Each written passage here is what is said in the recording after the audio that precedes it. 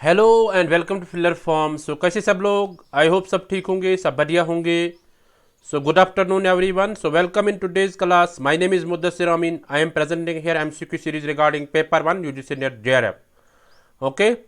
सो हमारा जो आज का एमसीक्यू सीरीज रहेगा वो रहेगा unit 9 people development and environment पे। सारे प्रीवियस ईयर क्वेश्चंस रहेंगे। ओके। देखते हैं हमारा टारगेट क्या रहता है। हमारा टारगेट रहता है top 20 MCQs daily and paper 1 teaching and research aptitude at 2 PM। हमारा मिशन क्या है, यूजीसी नेट जेआरएफ को क्रैक करना। Okay. Yes, good afternoon everyone. ये 2 PM का जो एमसीक्यू क्लास है regarding paper 1 UGC NET JRF. Okay. इसको आप मिस मत कीजिएगा। अगर आपने इसको मिस किया तो आपने बहुत कुछ खो दिया। आप इसके साथ कंसिस्टेंसी बना के रखो, ठीक है। यस, सो गाइज, आप इस वीडियो को अपने फ्रेंड्स के साथ शेयर करो और खुद भी लाइक करो, और जो चैनल पे नए हैं वो चैनल को सब्सक्राइब करो और बेल को प्रेस करके रखो ताकि नेक्स्ट टाइम आपको नोटिफिकेशन मिल जाएगी। ओके। अपने फ्रेंड्स के साथ ज़्यादा से ज़्यादा शेयर करो। उसके बाद हम चलते हैं आज के एमसीक्यू सीरीज पे, आज के प्रीवियस ईयर क्वेश्चंस पे, ठीक है। हाँ। Are you ready? Then let's begin, let's get started. अपना थम्स अप दे दीजिए सब।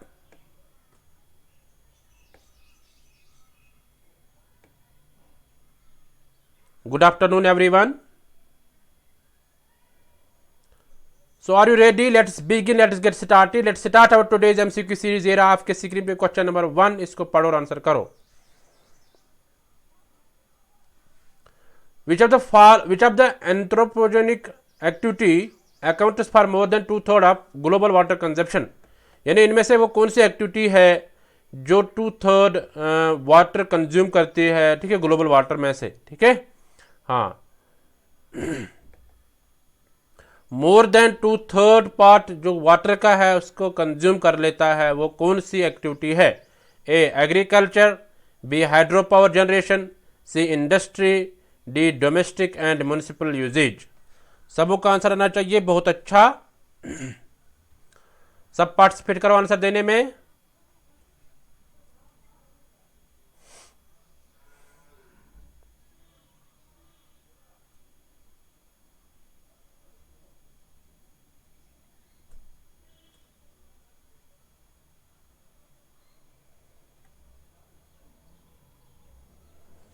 Very good.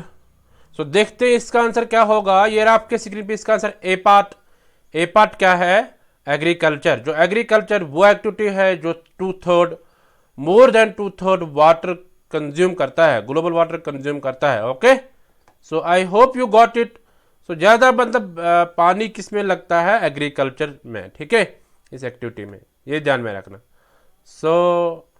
चलते क्वेश्चन नंबर 2 पे, इसको देखो और आंसर करो।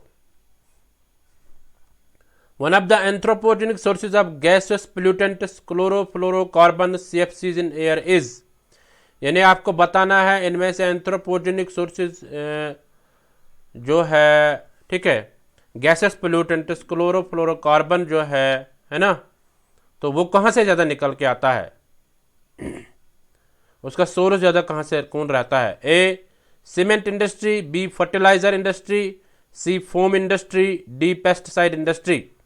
यानी किस इंडस्ट्री से ज़्यादा क्लोरोफ्लोरोकार्बन निकल के आता है? यहाँ पे आपको इंडस्ट्रीज बताना है।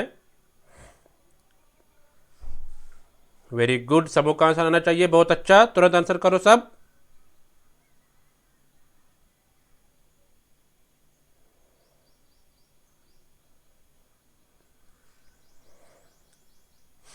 थोड़ा सा रुकते हैं। आप खाली क्वेश्चंस पे ध्यान रखो, बाकी इधर उधर की बातें मत करो, ठीक है। यस।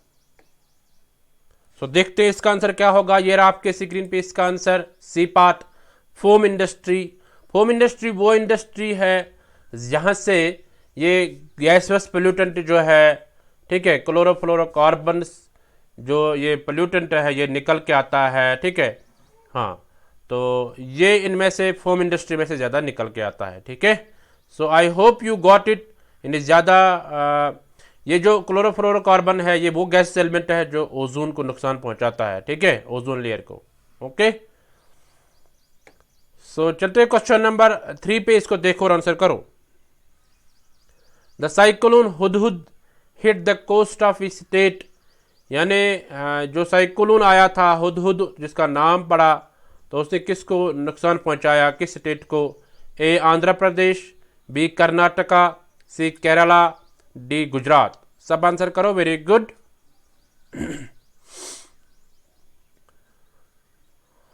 आप आंसर करो सब, जो भी देख रहा है इस वीडियो को वो लाइव चैट में आप आंसर करो, सबों का आंसर आना चाहिए, बहुत अच्छा। आप अपने पास एक नोटबुक रखो, ठीक है, उस पे आप लिखो, मतलब क्वेश्चन नंबर 1 अगर ठीक हो गया तो टिक, अगर गलत हो गए तो क्रॉस मारो। तो क्वेश्चन नंबर 2, इस क्वेश्चन नंबर 3, ठीक है, टिक, ठीक हो गए तो टिक और क्रॉस, मतलब गलत हो गए तो क्रॉस। तो दैट मीन्स कि उससे आपको पता चलेगा मेरी परफॉर्मेंस कहाँ तक है। बट यहाँ से आपको भागना नहीं है, जो भी आपको क्वेश्चन मिलेंगे उनको आप आंसर करो। अगर आपको आता नहीं है नेक्स्ट टाइम वो आ जाएंगे, ठीक है, मतलब नेक्स्ट टाइम अगर वो ऐसा क्वेश्चन आ जाएगा तो आप वो गलत नहीं कर पाओगे, ठीक है। तो इसलिए आपको क्या करना है, आपको नोट डाउन करके रखना है, ठीक है। यस, तो देखते हैं इसका आंसर क्या होगा। ये रहा आपके स्क्रीन पे इसका answer, A part Andhra Pradesh, यानी जो हुदहुद साइक्लोन आया था और उसने किस स्टेट को नुकसान पहुंचाया, वो थे Andhra Pradesh. Okay, so I hope you got it. चलते क्वेश्चन थोड़ा सा देखते हैं। Tropical cyclone Hudhud made landfall on India's coast of Andhra Pradesh near the city of Visakhapatnam on 7 to 12 October 2014। देखो यहाँ से ये डेट भी पूछ सकता है, यानी जो साइक्लोन आया था आंध्र प्रदेश में वो किस सिटी में आया, वो आया था विशाखापट्टनम। उसके बगैर और भी पूछ सकते हैं कि किस डेट पे आया था, वो आया था 7 to 12 अक्टूबर 2014, ठीक है। तो ये भी आप ध्यान में रखना। सो आई होप आप ध्यान में रखोगे, आप इसको नोट डाउन करोगे। सो चलते क्वेश्चन नंबर 4 पे, इसको देखो और आंसर करो। World ozone day celebrated on, world ozone day कब मनाया जाता है, ठीक है। वर्ल्ड ओजोन डे कब मनाया जाता है? 16 सितंबर, 16 अक्टूबर, 16 नवंबर, 16 दिसंबर। सब आंसर करो, वेरी गुड, कोई चीटिंग नहीं करेगा।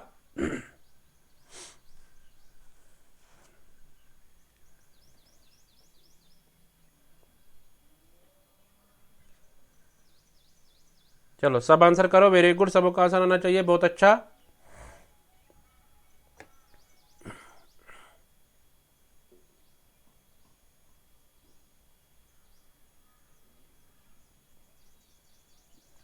वर्ल्ड ओजोन डे आपको बताना है, वर्ल्ड ओजोन डे कब ये सेलिब्रेट किया जाता है, मनाया जाता है, ठीक है। तो देखते हैं इसका आंसर क्या होगा। ये रहा आपके स्क्रीन पे इसका आंसर, ए पार्ट 16 सितंबर को वर्ल्ड ओजोन डे होता है, ठीक है। हर साल में 16 सितंबर वर्ल्ड ओजोन डे मनाया जाता है, सेलिब्रेट किया जाता है, ओके। सो चलते हैं क्वेश्चन नंबर 5 पे। ये देखो, world AIDS day is celebrate on, world AIDS day कब मनाया जाता है। ऐसे क्वेश्चन आते हैं, देखो ये क्वेश्चन जो आते हैं ये कैसे आते हैं, मतलब मैच द कॉलम्स जो आते हैं ना, मैच द कॉलम्स में आ सकते हैं, ठीक है। जैसे वर्ल्ड पॉपुलेशन डे है ना, वर्ल्ड एड्स डे है, वर्ल्ड ओजोन डे है, ये सारे डेज जो आते हैं ये कॉलम्स में आ सकते हैं, ठीक है। यहाँ से डे का दिया गया है, यहाँ से दूसरी साइड में मतलब उनके डेट्स दिए गए होंगे, ठीक है। सो आई होप आप इसको कर पाओगे, बट मतलब आपको अलग अलग भी पता होना चाहिए, ऐसे भी क्वेश्चन पूछ सकता है, ओके। तो सब आंसर करो, वेरी गुड। यानी वर्ल्ड एड्स डे आपको बताना है कब मनाया जाता है, सबों का आंसर आना चाहिए, बहुत अच्छा, तुरंत आंसर करो सब। 1 अक्टूबर क्या है, 11 अक्टूबर है, 1 नवंबर है या 1 दिसंबर है। सब आंसर करो, वेरी गुड,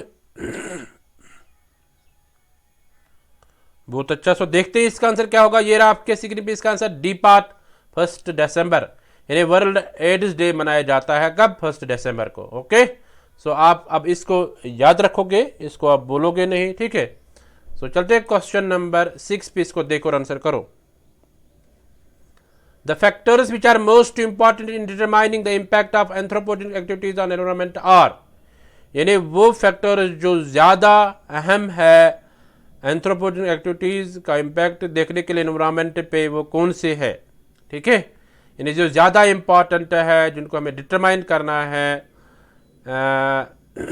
एंथ्रोपोजेनिक एक्टिविटीज़ का इम्पैक्ट देखना है एनवायरनमेंट पे, ठीक है, तो वो कौन सी है, ठीक है, वो कौन से फैक्टर है, आपको यहाँ पे फैक्टर चूज करने हैं। ए है population, forest cover and land available पर पर्सन। बी है population, affluence per person, land available पर पर्सन। सी है population, affluence per person and technology user for exploiting resources. Atmospheric condition, population, forest cover. सब answer करो, very good.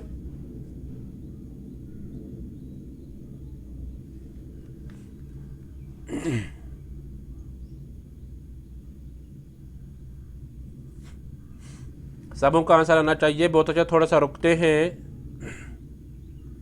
Difficult question नहीं है, अब जिसने नहीं पढ़ा है उसको डिफिकल्ट लगेगा ही, है ना।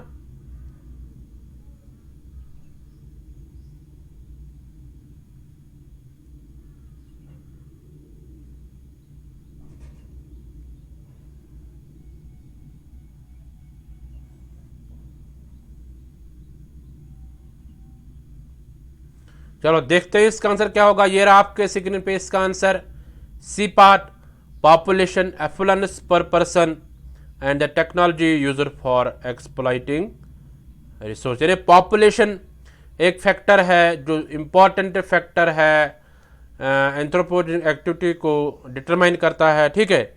इसी तरह एफ्लुएंस पर पर्सन,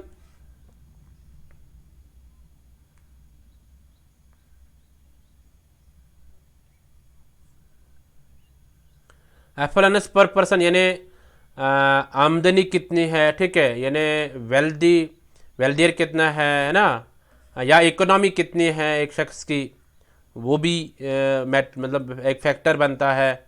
इस तरह टेक्नोलॉजी जो है, जो यूज़ की जाते हैं आजकल, टेक्नोलॉजी एक फैक्टर बनता है, ठीक है। सो यानी पॉपुलेशन, इकोनॉमी, है ना, टेक्नोलॉजी जो है, ये सारे क्या बनते हैं, फैक्टर्स बनते हैं, जिनको जो एंथ्रोपोजेनिक एक्टिविटीज़ को डिटरमाइन करते हैं, ठीक है। So I hope you got it. चलते हैं क्वेश्चन नंबर 7 पे, इसको देखो और आंसर करो। India's contribution to total global carbon dioxide emission is about. India का जो कंट्रीब्यूशन है किस में, कार्बन डाइऑक्साइड इमिशन में, तो वो कितना है, वो बताना आपको। वेरी गुड, सबों का आंसर आना चाहिए, बहुत अच्छा।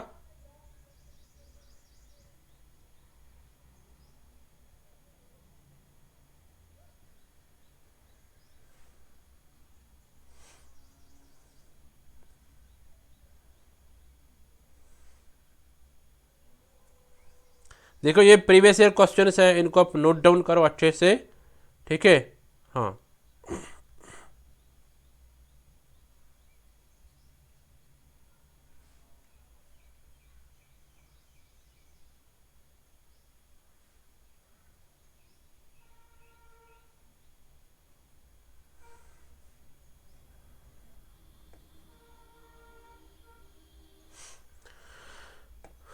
तो देखते हैं इसका आंसर क्या होगा। ये रहा आपके स्क्रीन पे इसका आंसर, सी पार्ट 6%। यानी कार्बन डाइऑक्साइड इमिशन जो है वो इंडिया की जो उसमें कंट्रीब्यूशन है वो कितना है, 6%। ओके, सो ये फिक्स है 6%। सो आप इसको नोट डाउन करना, दोबारा गलत नहीं होना, ठीक है। चलते हैं क्वेश्चन नंबर 8 पे, इसको देखो और आंसर करो। In which of the countries per capita use of water is maximum. यानी किस में ज़्यादा पानी का इस्तेमाल किया जाता है, ठीक है, ये बताना आपको, किस कंट्री में ज़्यादा पानी का इस्तेमाल किया जाता है। India, European Union, C USA, D China. सब आंसर करो, वेरी गुड।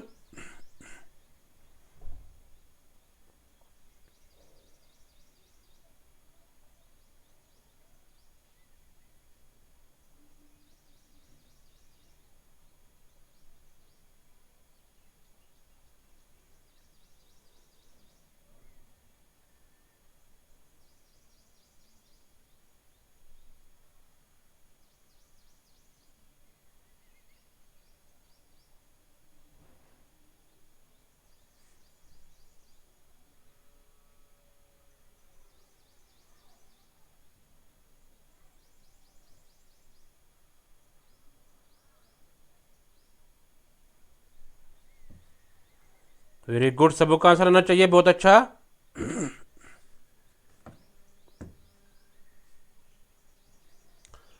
सो देखते हैं इसका आंसर क्या होगा। ये रहा आपके स्क्रीन पे इसका आंसर, बी पार्ट।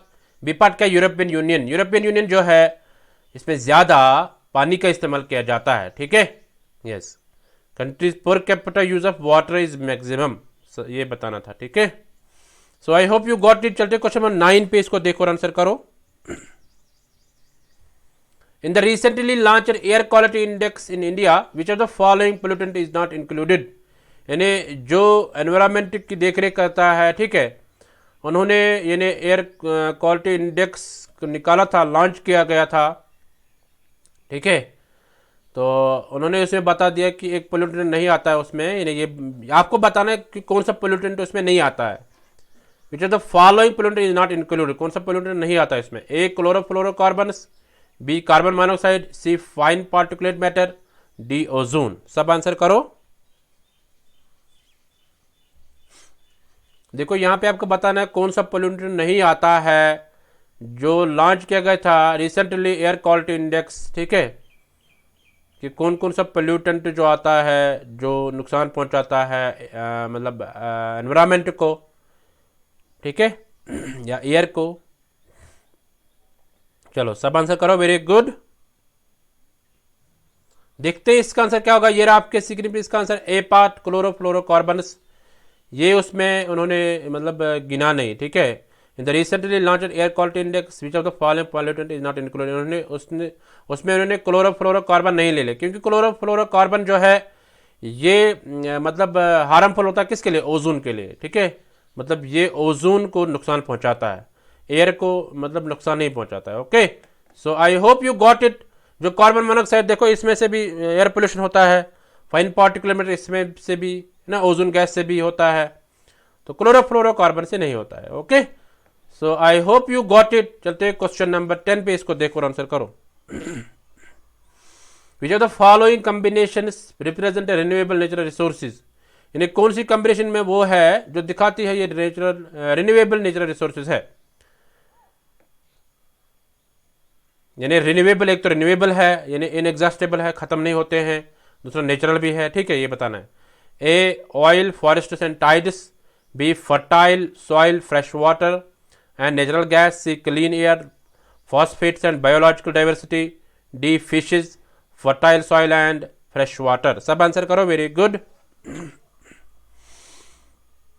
थोड़ा सा रुकते हैं, देखते हैं कौन करेक्ट आंसर करेगा।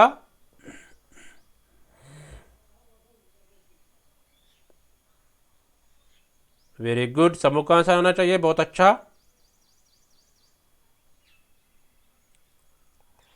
सो देखते हैं इसका आंसर क्या होगा। ये रहा आपके स्क्रीन पे इसका answer, D part. D part क्या कहता है? Fishes, fertile soil and fresh water, यानी ये सारे क्या आते हैं? Renewable natural resources, okay. Fishes मतलब इनएग्जॉस्टेबल है ना। फर्टाइल सॉइल ये भी इनएग्जॉस्टेबल है, फ्रेश वाटर ये भी इनएग्जॉस्टेबल है, खत्म होने वाले नहीं होते, okay.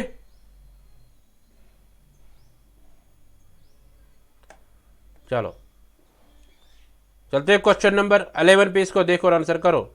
Inside rural homes the sources of nitrogen oxide pollution में बी, यानी अगर हम देहाती इलाकों में देखेंगे उनके घरों में, यानी गाँव में जो लोग रहते हैं, ठीक है, तो उनके घरों में अगर देखेंगे कि नाइट्रोजन ऑक्साइड पोल्यूशन जो है तो उसका सोर्स क्या रहता है? ए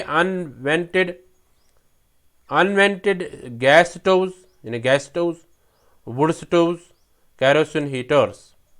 आपको यहां से आंसर करना है। आंसर कैसे करना है आपको? ए बी सी नहीं करना है, बल्कि आपको यहां से कोड चूज करना है कि वो कोड कौन सा है, ए बी आएगा या ए आएगा या सी आएगा, ठीक है। ऐसे है A and B only, B है B and C only, C है बी ऑनली, डी है A B and C only, A B and C यानी तीनों। वेरी गुड, सबको का आंसर आना चाहिए, बहुत अच्छा।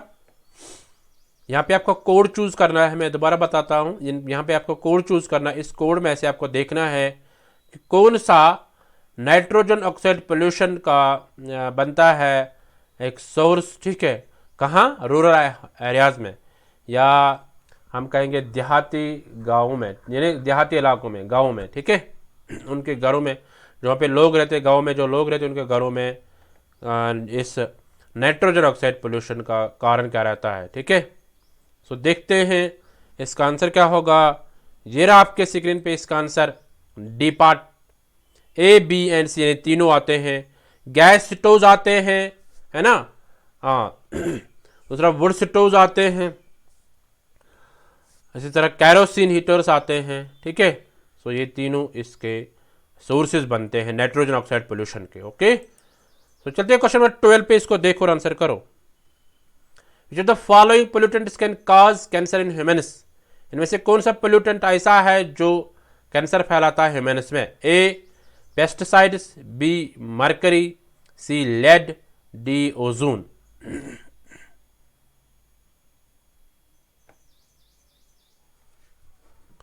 वेरी गुड, सबों का आंसर आना चाहिए। यानी कौन सा पोल्यूटेंट ऐसा है जिससे कैंसर होता है ह्यूमन्स में।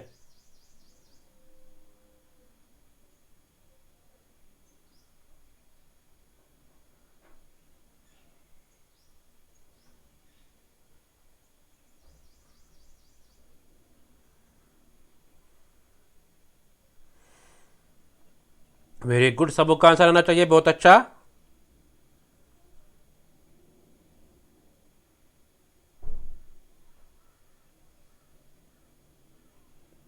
थोड़ा सा रुकते हैं।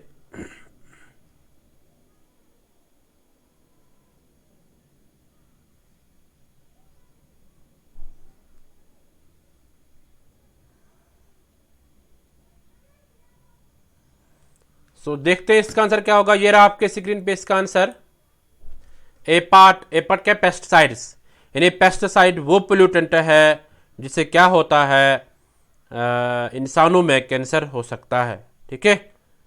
यस, सो इसको आप ध्यान में रखना, वो पेस्टिसाइड्स ही है, ठीक है। हाँ, so I hope you got it. चलते हैं क्वेश्चन नंबर 13 पे, इसको देखो और आंसर करो। असर्शन रीजन टाइप का क्वेश्चन है। People population control measures do not necessarily help in checking environmental degradation, यानी जो पॉपुलेशन कंट्रोल, यानी लोग जो पॉपुलेशन कंट्रोल करते हैं उससे हम चेक नहीं कर सकते कि एनवायरमेंटल डिग्रेडेशन चेक नहीं कर सकते हैं। रीजन क्या रहता है, the relationship between population growth and environmental degradation is rather complex, यानी जो पॉपुलेशन ग्रोथ और एनवायरमेंटल डिग्रेडेशन होती है इसके बीच में जो रिलेशनशिप रहती है वो कम्प्लेक्स रहती है। अब आपको चूज करना है correct answer. A both A and R are true and R is the correct explanation of A. B क्या है, both A and R true and but R is not the correct explanation of A. C A is true but R is false. D है A is false but R is true. सबों का answer आना चाहिए, बहुत अच्छा।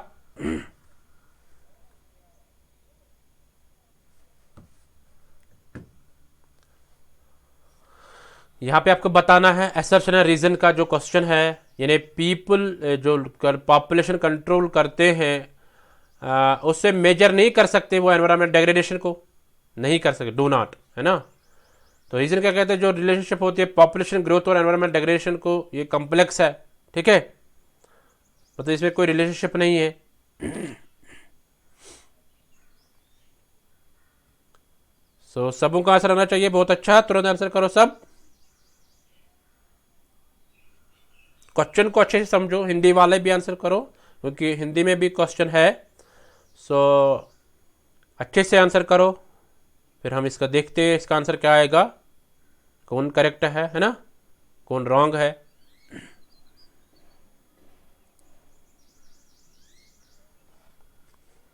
Very good, ऐसे answer करो सब।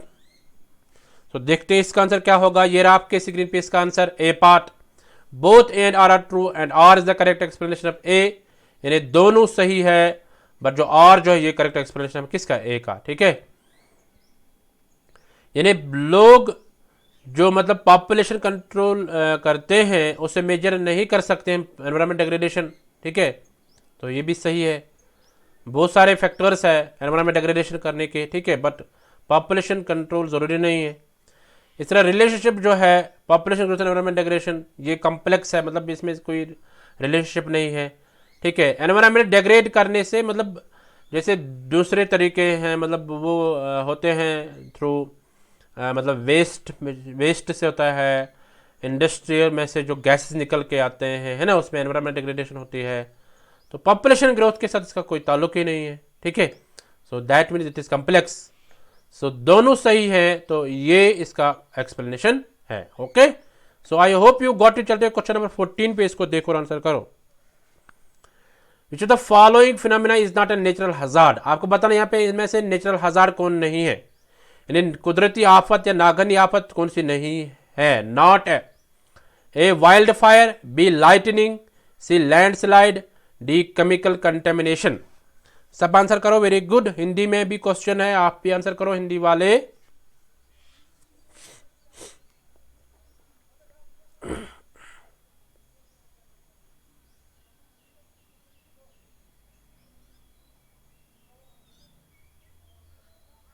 वेरी गुड, सबका आंसर होना चाहिए, बहुत अच्छा। आपको बताना कौन सा फिनोमिनन यहाँ पे नेचुरल हजार्ड नहीं है।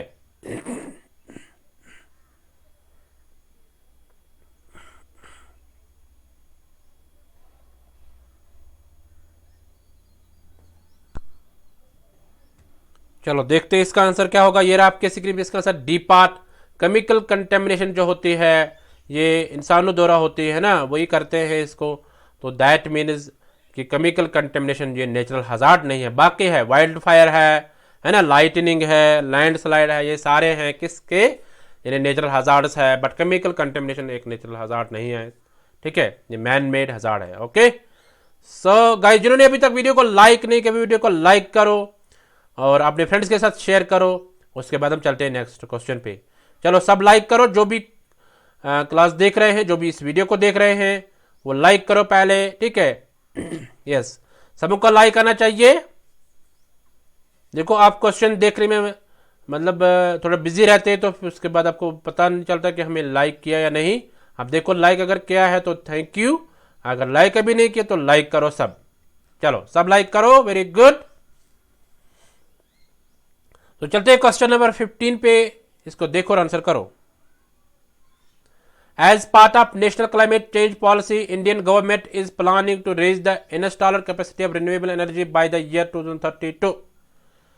यानी अगर हम नेशनल क्लाइमेट चेंज की पॉलिसी की बात करेंगे, जो इंडियन गवर्नमेंट है उसने प्लान बनाया था कि हम जो रिन्यूएबल एनर्जी सोर्स जो है इसकी कैपेसिटी बढ़ा लेंगे 2030 तक। तो कितना बढ़ा लेंगे वो बताना है आपको। ए 175 गीगावाट, बी है 200 गीगावाट, सी है 250 गीगावाट, डी है 350 गीगावाट। सबको आंसर आना चाहिए। अगर अभी तक आपने क्वेश्चन नहीं पढ़ा है, इसको आप ध्यान में रखना, हो सकता है ये एग्जाम में आ जाएगा। ओके, चलो सब आंसर करो, वेरी गुड, बहुत अच्छा, तुरंत आंसर करो।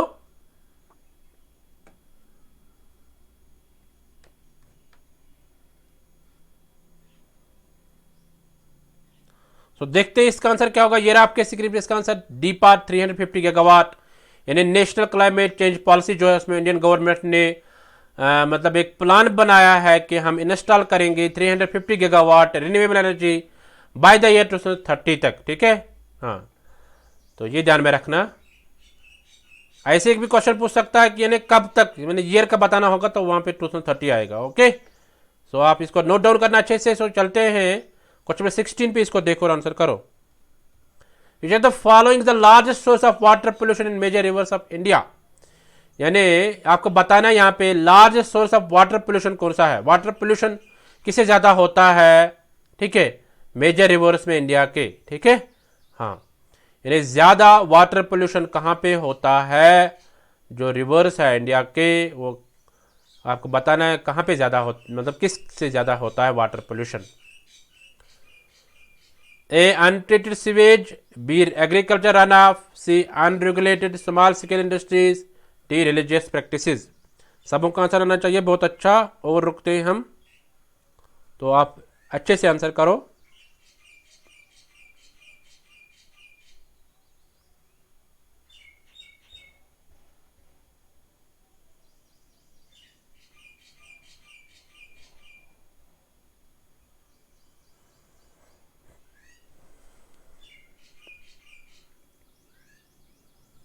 वेरी गुड, सबों का आंसर आना चाहिए, बहुत अच्छा।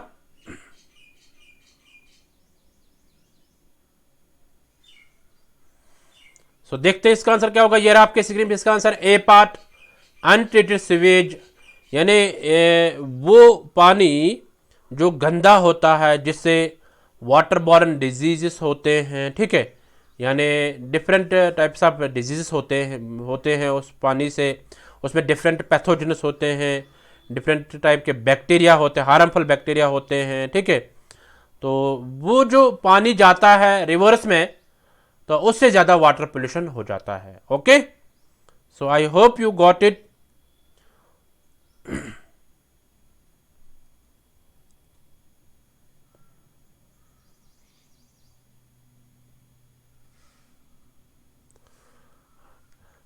मैं दोबारा बताता हूं कि यानी अनट्रीटेड सीवेज जो है, इसका मतलब है ये वो पानी होता है जो गंदा पानी होता है, ठीक है। हाँ, जो मतलब अर्बन एरियाज या रूरल एरिया से निकल के आता है, यानी इसमें डिफरेंट हार्मफुल पैथोजेनस होते हैं, हार्मफुल बैक्टीरियाज होते हैं उस पानी में, तो वो सीधा आके चला जाता है रिवर्स में, तो उससे क्या होता है, उससे वाटर पोल्यूशन ज़्यादा बढ़ जाता है। Okay, so I hope you got it. So इस तरह the largest source of water pollution in India is untreated sewage. So बाकी सोर्सेज भी है, उसमें आते हैं एग्रीकल्चर अनाप, अनरेगुलेटेड स्मॉल स्केल इंडस्ट्री, ये भी आते हैं, ठीक है। Most rivers lakes and surface water in India are polluted due to industries, untreated sewage and solid wastes. यानी बहुत सारे जो लैक्स रिवर्स या सरफेस वाटर बॉडी जो है इंडिया के, उनकी पोल्यूशन किससे होती है, इंडस्ट्री से या अनट्रीटेड सीवेज से या सॉलिड वेस्ट से। ओके, इसको भी आप नोट डाउन करके रखो, ठीक है, नेक्स्ट टाइम गलत नहीं होना चाहिए। तो चलते हैं क्वेश्चन नंबर 17 पे, इसको देखो और आंसर करो। Sustainable development goals have specific targets to be achieved by, यानी जो सस्टेनेबल डेवलपमेंट गोल्स है उनको अचीव करने के लिए कितना टाइम दिया गया है, कहां तक इनको अचीव करना है। स्पेसिफिक टारगेट कौन सा ईयर है, ए 2022, बी 2030, सी 2040, डी 2050। सब आंसर करो, very good.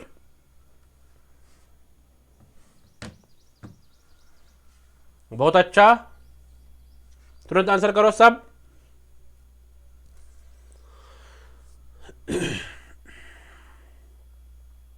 Sustainable development goals का मतलब स्पेसिफिक टारगेट कौन सा ईयर रखा गया है, यानी किस ईयर तक इनको अचीव करना है। सब आंसर करो, वेरी गुड, सबको आंसर आना चाहिए, बहुत अच्छा।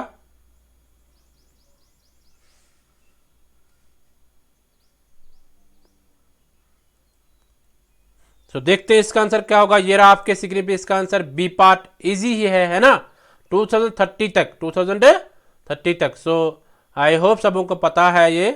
सो चलते हैं क्वेश्चन नंबर 18 पे, इसको देखो और आंसर करो। Indian government target of producing power from biomass bye the year 2022 is, यानी इंडियन गवर्नमेंट का जो टारगेट है कि पावर जो है उस बायोमास से कितना, यानी हासिल करना, बायोमास या बायो पावर भी कहते हैं उसको, ठीक है। हाँ, कितना हासिल करना है 2022 तक। ए 50 मिलियन वाट, 50 मेगावाट, बी 25 मेगावाट, सी 15 मेगावाट, डी 10 मेगावाट। सब आंसर करो, very good.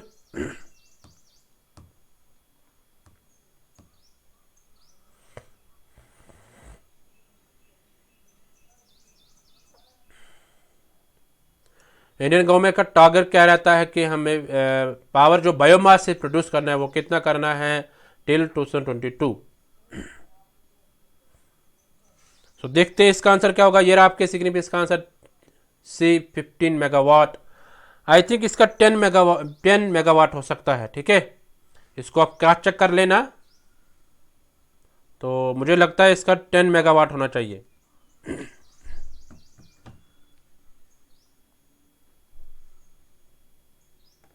Okay, so I think कि 10 मेगावाट होना चाहिए। ओके, सो इसको आप करेक्ट कर लेना, मुझे भी लगता है। सो डी पार्ट आएगा इसका 10 मेगावाट। सो देखते हैं यहां पर, the government of India has set a target of installing of in 175 gigawatt of renewable energy capacity by the year 2022, which includes 100 gigawatt from solar, 60 gigawatt from wind, 10 gigawatt from biopower. Biopower means biomass, okay, and 5 gigawatt from small hydropowers, okay. So आप इस question को थोड़ा सा ठीक करते हैं।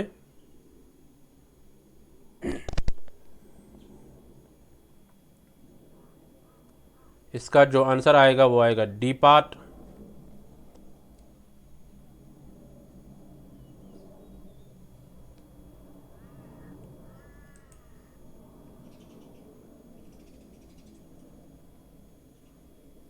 तो अब ये ठीक हो गए है ना। डी पार्ट इसका आंसर आएगा, यानी 10 मेगावाट है। तो ये है biomass, that mean bio power, okay. यानी इसमें 100 गीगावाट है सोलर से, 60 गीगावाट है विंड से, 10 गीगावाट है बायो पावर से।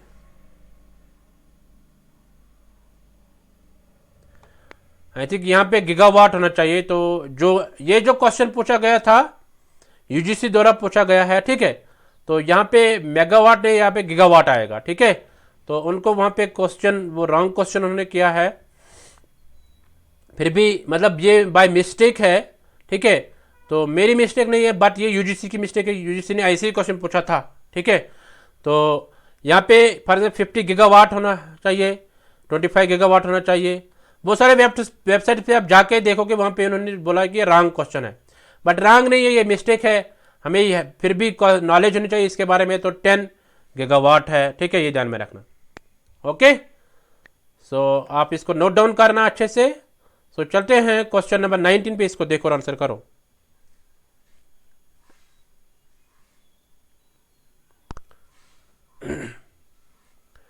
असर्शन रीजन टाइप का क्वेश्चन है। Conserving our soil resource is critical to human survival. तो मतलब अगर हम कंजर्व करेंगे सॉइल रिसोर्सेज को, वो क्रिटिकल बनता है ह्यूमन सर्वाइवल के लिए। Reason, soil is home to many microorganism and contains minerals. Soil में बहुत सारे मिनरल्स होते हैं, ठीक है, और इसमें बहुत सारे माइक्रो ऑर्गेनिज्म रहते हैं, ठीक है। तो आपको बताना यहाँ पे both A and R are correct, and R is the correct explanation of A. B, both A and R are correct, but R is not the correct explanation of A. C, A is true but R is false. D, A is false but R is true. सब answer करो, very good. ऐसे आंसर आना चाहिए, बहुत अच्छा। सब type answer करो, very good. Conserving our soil resources is critical to human survival, ठीक है। इस तरह soil is home to many microorganism and contains minerals. Hindi वाले भी क्वेश्चन को पढ़ो अच्छे से और आंसर करो। आपके पास अभी भी टाइम है, बहुत अच्छा, तुरंत आंसर करो। तो चलते देखते हैं इसका आंसर क्या होगा। ये रहा आपके स्क्रीन पे इसका answer, B part. Both A and R are correct but R is not the correct explanation. देखो ये दोनों सही है, बट ये जो रीजन है ये इसका करेक्ट एक्सप्लेनेशन नहीं है। यानी सॉइल जो वो होम है माइक्रो मिनरल्स में, उसमें बहुत सारे होते हैं, है ना, बट यहाँ पे कुछ और कह रहा है, ठीक है। तो मिलते नहीं आपस में। जब दोनों आपस में मिल जाएंगे तो दैट मीन्स के रीजन इसका करेक्ट एक्सप्लेनेशन है। जब दोनों नहीं मिलेंगे आपस में, कोई रिलेशनशिप नहीं होगा, है ना, तो दैट मीन्स ये इसके लिए करेक्ट नहीं होगा, ठीक है। So I hope you got it. चलते क्वेश्चन नंबर, इस पर देखते हैं। Soil conservation is vital to human life on earth for various reasons. यानी सॉइल कंजर्वेशन, मिट्टी को बचाना, ये इंसान की जिंदगी के लिए ज़रूरी है, ठीक है। सॉइल जो है ये बेस होती है प्लांट ग्रोथ के लिए। इसमें प्लांट्स हम होते हैं, प्लांट्स को ग्रो करते हैं, ठीक है। जो प्लांट्स हमें क्या देते हैं, फूड देते हैं, फ्यूल देते हैं, ना। रॉ मटेरियल इंडस्ट्रीज हम उनके लिए मतलब हमें मिलता है सॉइल में से कुछ, है ना। तो एटसेट्रा, तो और भी बहुत सारा मिलता है हमें सॉइल से। सॉइल जो ये इम्पॉर्टेंट है, ठीक है। तो इसको हमें वाटर सप्लाई प्रोवाइड करनी चाहिए, कि वाटर सप्लाई फराहम करनी चाहिए। तो सॉइल कंजर्वेशन जो ये ज़रूरी है, ठीक है, ह्यूमन सर्वाइवल के लिए। तो मतलब हमें सॉइल को पोल्यूट नहीं करना है। Soil is necessary for humans, okay. तो यहाँ पे जो असर्शन जो है वो ट्रू है ना, रीज़न भी ट्रू है। तो बट जो इसमें रीज़न है वो करेक्ट एक्सप्लेनेशन नहीं था, ओके। हाँ, so I hope you got it. चलते क्वेश्चन नंबर 20 पे आज के लास्ट एमसीक्यू, आज के एमसीक्यू सीरीज का लास्ट क्वेश्चन। सो आप इसको पढ़ो और आंसर करो।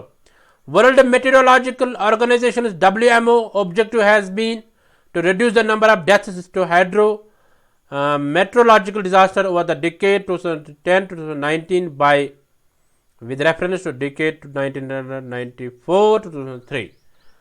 आपको बताना है वर्ल्ड मेट्रोलॉजिकल ऑर्गेनाइजेशन जो है उनका ऑब्जेक्टिव था क्या कि यानी जो हाइड्रोमेट्रोलॉजिकल डिजास्टर से डेथ्स होते हैं है ना, उनको कम करना किस डिकेड तक, 2010 टू 2019। इन 10 सालों में मतलब कम होने चाहिए डेथ्स जो होते हैं किससे, हाइड्रोमेट्रोलॉजिकल डिजास्टर से। ठीक है, सो कितने परसेंट उन्होंने बोला रिड्यूस करना है, तो वो आपको बताना है। A 25%, B 50%, C 75%, D 80%। सब आंसर करो, वेरी गुड। थोड़ा सा रुकते हैं, पहले क्वेश्चन को अच्छे से समझो और फिर आंसर करो। सब आंसर करो, वेरी गुड। सबों का आंसर आना चाहिए, बहुत अच्छा, तुरंत आंसर करो।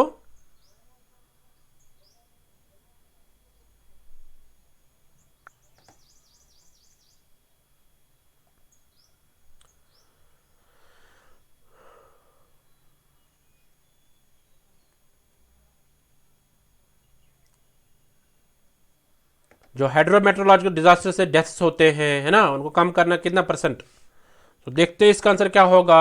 ये रहा आपके स्कीम, इसका आंसर बी पार्ट 50% उन्होंने बोला है। वर्ल्ड मेट्रोलॉजिकल ऑर्गेनाइजेशन जो है उन्होंने बोला हमें 50% डेथ जो है कम करना है ड्यू टू द डेथ जो होती है किससे, हाइड्रोमेट्रोलॉजिकल डिजास्टर से। Okay, so I hope you got it. So guys thank you. जिन्होंने अभी तक वीडियो को लाइक नहीं किया वो वीडियो को लाइक करके फिर जाओ। सो ये वेबसाइट है जहां से आप नोट्स को डाउनलोड कर सकते हैं और आप फीडबैक दे दो कमेंट सेक्शन में, उसको हम एड्रेस करेंगे किसका अच्छा कमेंट रहा। ठीक है, सो मेरा तबीयत ठीक नहीं था तभी मैंने कमेंट नहीं ले लिया, अब मैं ठीक हो गया हूं, तो थैंक यू। सो ये फ्री क्लास है, इनका आप लाभ लीजिएगा। 2 PM का जो एमसीक्यू क्लास रहता है रिगार्डिंग पेपर 1, तो इसको भी आप मिस मत कीजिएगा। ठीक है, सो जिनको कन्फ्यूजन है सर ये एमसीक्यूज है बट ये प्रीवियस ईयर क्वेश्चन है। ठीक है, हाँ कोई कहता है सर हमें 2021 के क्वेश्चन करवाओ, वो भी करवा देंगे, बट जब हम वहाँ तक पहुँचेंगे। अभी हम चल रहे हैं 2015, 2014, 2015 के क्वेश्चन है, तो उसके बाद जो ये निकलेंगे तो उसके बाद हम पहुँचेंगे 16, 17, 18 ऐसे। ठीक है, सो बी पेशेंस। ठीक है, आप सब्र रखो, आप सब कुछ हो जाएगा। सो आपका कोई प्रश्न हो, कोई क्वेश्चन हो, उसको आप लिखो, उसको हम एड्रेस कर लेंगे। ठीक है, सो थैंक यू गाइज, मिलते हैं नेक्स्ट टाइम की सीरीज में, तब तक के लिए टाटा बाय बाय।